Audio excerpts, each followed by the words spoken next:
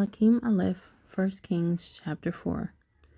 And it came to be that sovereign Shlomo was sovereign over all Yisrael, and these were his chief officials: Azaryahu, son of Sadok the priest, Elichoreph and Achiah, sons of Shisha, scribes, Yehoshaphat, son of Ahilud, the recorder, and Benayahu, son of Jehoiada, over the army, and Sadok and Abiathar the priests, and Azaryahu, son of Nathan, over the officers, Zabud, son of Nathan, a priest, friend of the sovereign, and Achishar, over the household, and Adoniram, son of Abda, over the compulsory labor. And Shlomo had 12 governors over all Yisrael, who provided food for the sovereign and his household. Each one made provisions for 1 new moon of the year.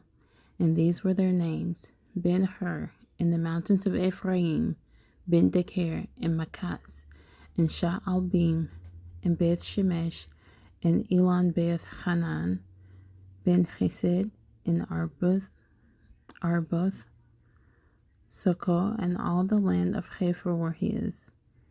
Ben-Abinadab, all the height of Dor. Taphath, the daughter of Shlomo, became his wife. Ba'anah, son of Ahilud, in Ta'anak, and Megiddo, and all Beth Shean, which is beside Sarathan, below Yisrael, from Beth Shean to Abel Meholah, as far as the other side of Yokneam. Ben Geber, in Ramoth Gilad, the towns of Yair, son of Manasseh, in Gilad were his. The portion of Argob in Bashan, 60 large cities with walls and bronze gate bars were his. Ahinadab, son of Iddo, in Mahanaim, Ahimaatz in Naphtali. He also took Basemath, the daughter of Shlomo, as wife. Ba'anah, son of Hushai, in Asher, and in Aloth. Yehoshaphat, son of Paruvah, in Yissaskar. Shimei, son of Elah, in Benjamin.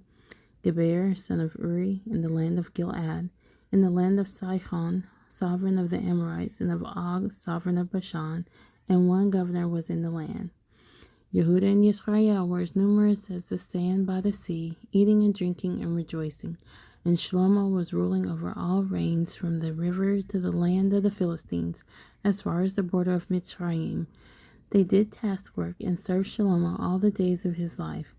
And Shlomo's food supply for 1 day was 30 cores of fine flour and 60 cores of meal, 10 fatted cattle and 20 cattle from the pastures, and 100 sheep, besides deer and gazelles and roebucks and fatted fowl. For he was ruling over all on this side of the river, from Tifsa even to Azza, over all the sovereigns on this side of the river.